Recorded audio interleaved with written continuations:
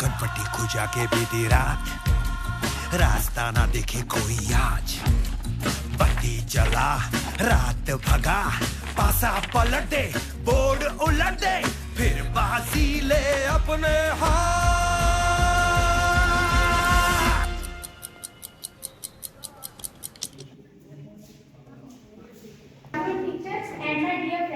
भूकंप जो है दो वर्डों से मिलकर बना है, भू प्लस कंप। भू का मतलब होता है धरती और कंप का मतलब होता है कंपन। धरती के कंपन को ही हम भूकंप बोलते हैं, जो हलचल पैदा हो जाती है। भूकंप के टाइप्स पर देखेंगे, जैसा कि आप सभी लोग स्क्रीन पर देख पा रहे होंगे। भूकंप के type tectonic, volcanic, explosive, collapse. कि अगर जैसे आप लोगों को भूकंप के झटके महसूस हो तो आप किसी मजबूत टेबल के नीचे जा सकते हैं, जिससे आपको चोट थोड़ी कम होगी। और जो बड़ी-बड़ी बिल्डिंग्स वगैरह आप उनके पास में रहें, जहाँ खाली मैदान हो आप वहाँ जाएं, जहाँ आप सेफ रह सकते हैं। Good afternoon, teachers, respected teachers, and my all dear friends. My name is Anshu Fawzar. I am here to represent my presentation on the topic of geopolitical scenario of earthquake in South Asia. So that we already know that the remaining mostly part has been discussed recently, the Poonam, and I am explaining the remaining part, which is humanitarian crisis.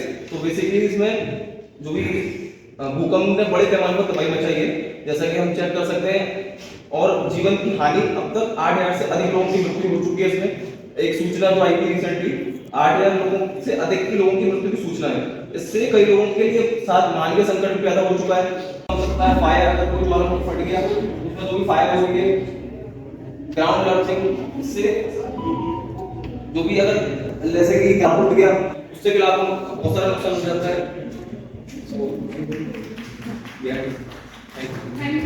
The geopolitical analysis of India, Middle East, Europe economic corridor के बारे में बात करेंगे।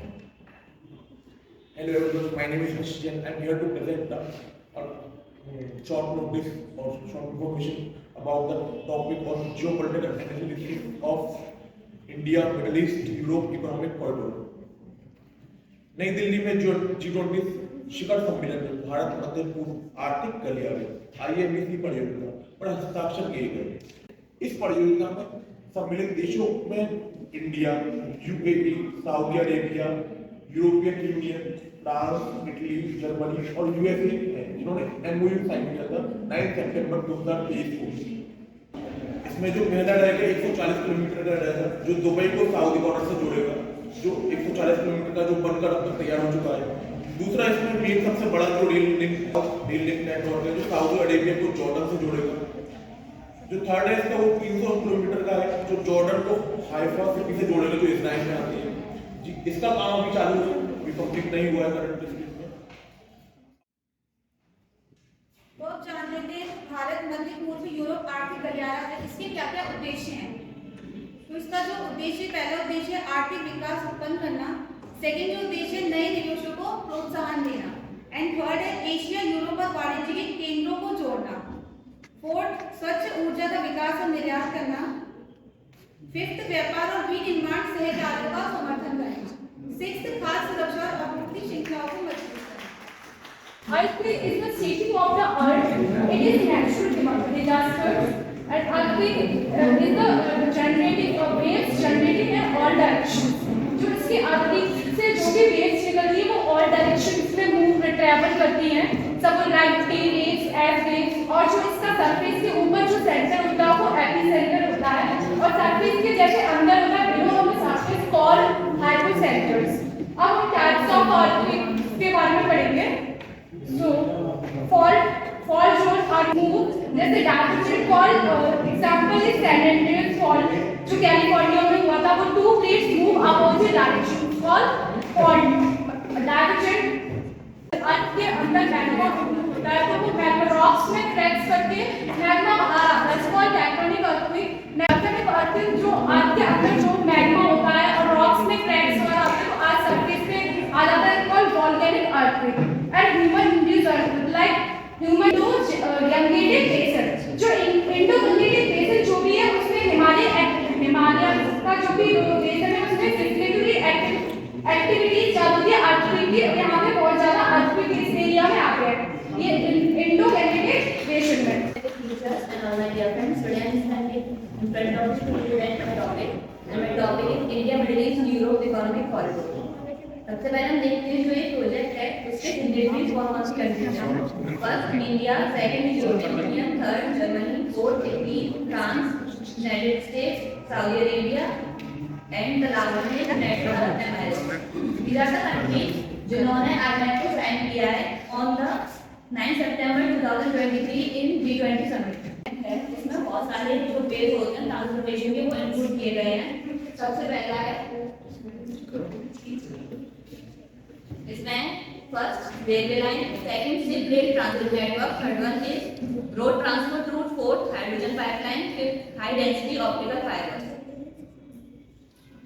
जो ये हमारा corridor है उसको हमने बेसिकली 2 कॉरिडोर में डिवाइड कर दिया है। फर्स्ट है ईस्टर्न कॉरिडोर एंड सेकंड है नॉर्थ कॉरिडोर।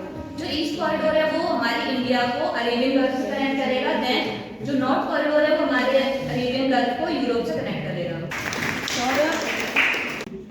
जैसे कि आपने सामने वाले भूकंप देखे होंगे, कल जो भूकंप आया था सामने वाले भूकंप, और भूकंप 3 लेवल में होते हैं। पहला भूकंप होता है जैसे वायु में तो बिल्कुल नीचे कंपन हो जाती है, इससे भूकंप आते हैं, और एक भूकंप है इसमें दरार पड़ जाती है, और तीसरा भूकंप होता है जिससे ज्वालामुखी बनती है। भूकंप दरअसल 4 हफ्ते तीन कोड होती है। 3 कारण होते हैं, प्राकृतिक कारक, मानवजनित कारक और अन्य कारक। अगर हम प्राकृतिक कारणों की बात करते हैं तो उनमें से एक ज्वालामुखी विस्फोट एक मुख्य कारण है। जब ज्वालामुखी विस्फोट होता है तो अनेक जो निकटवर्ती क्षेत्र होते हैं। दूसरे नंबर में बात करना चाहूँगा पृथ्वी का सिकुड़ना। पृथ्वी मानव से तनाव से है, इससे चट्टानों में हलचल होती है और मुख्य कारण मानवजनित कारक वो भी एक मुख्य कारण है। चलिए बात, जैसे नदियों के बांध बनाकर हम बड़े-बड़े जलाशय का निर्माण करते हैं, जिनमें जलाशयों की मात्रा बहुत ज्यादा हो जाती है, अत्यधिक आवश्यकता हो जाती है, अत्यधिक जल की मात्रा हो जाने के कारण चट्टानों पर जल का दबाव बढ़ जाता है, जिसके कारण जलाशयों जिससे पृथ्वी में कंपन उत्पन्न होता है और कहीं न कहीं वहाँ पर भी भूकंप उत्पन्न होता है। So China is using environmental strategies to reduce in these areas where they commonly comes. In the first time, always China is facing this situation. Ecological disruption, climate change, profound ecological implications affecting biodiversity and ecosystem every time, and civilians and other people are facing every year.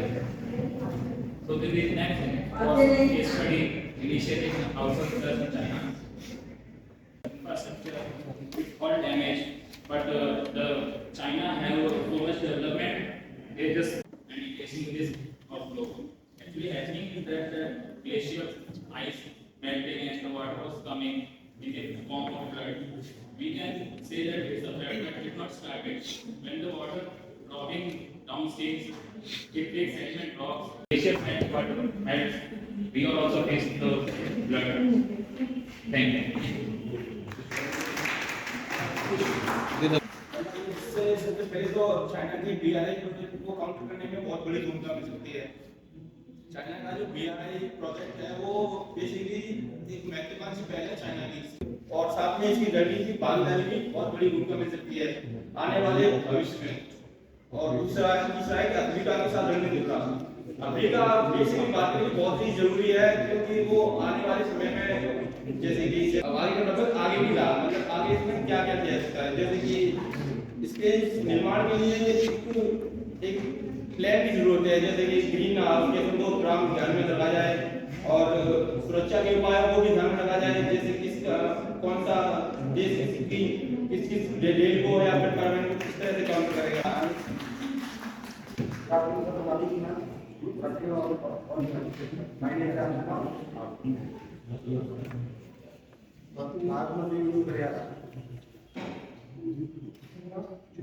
इसका साधन देश का Bharat America, Saudi अरब, संयुक्त अरब अमीरात, Europe संघ, Italy, France और Germany देश शामिल हैं। इसका मुख्य उद्देश्य परिवहन सुविधा बढ़ाना, परिवहन की लागत को सुधार करना, रोजगार रोजगार के अवसरों में वृद्धि करना। Regional diversity and their historical factors and economic development shaping natural hazards and backward growth and shaping backward growth. Neighboring countries. My topic is India Middle East Europe Economic Corridor. इसके ऊपर से बताता हूँ। विभाग नेटवर्क और सड़क परिवहन शामिल होंगे।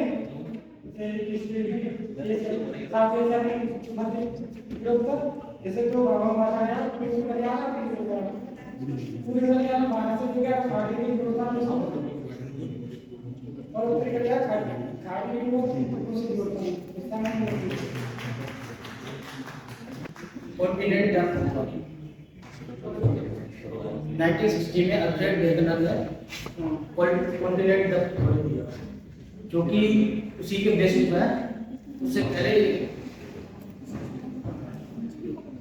ये विचारधारा थी कि पूरा महाद्वीप पेंजिया था, एक जुड़ा हुआ था, स्थिर था, लेकिन उसने दिया 1960 में कि ये अलग है, स्थिर नहीं। सब पूरा पेंजिया जब जुड़ा हुआ था तो उसके चारों तरफ पेंथालासा जो महासागर था, उसके द्वारा उसने दिया कि ये सब स्थिर नहीं है, गत कर रहे हैं सभी महाद्वीप, जो कि 7 मेजर प्लेट्स में और 20 माइनर प्लेट्स में डिवाइड करते हैं। प्रेजेंटेशन जो है वो बहुत अच्छा रहा, लेकिन हर चीज में there is always room for improvement. जो आपको एक टास्क दिया जाता है, आप यहाँ से निकलेंगे, बाहर जाएंगे and you are going to start working now very soon in a year और 2। तो आप जो है, अगर आपको सर बोलते हैं कि 5 मिनट का आप सेमिनार तैयार करिए, तो आपको 10 मिनट का करना चाहिए। देन जो प्रिया कुमारी, प्रेरणा एंड तरुण थे, उनका कंटेंट आप लोगों का सब अच्छा था, लेकिन टोटल रीडिंग बबली आपने बहुत अच्छा बोला। एक्सक्लूसिवली बबली के पास बेटा शिप्रा आपने भी अच्छा बोला, निशी ने भी अच्छा बोला, वैशाली ऑल्सो कॉन्फिडेंटली बोला, प्रेरणा के ग्रुप ने भी अच्छा बोला, कशिश एंड गुंजन ने भी अच्छा बोला। लेकिन कशिश एंड गुंजन आप लोगों का थोड़ा सा जो परसेंटेज था वो आपका रीडिंग ज़्यादा था, और आप कनेक्ट करिए। आया समझ में? अभिषेक तुम्हारा भी अच्छा था, but reading has to be reduced. ठीक है? So well done all of you, clap for yourself. For the year, and it's really an honor. Accepted our invitation to be here on our all spirits. Well, सबसे पहले मैं बताना चाहूँगा कि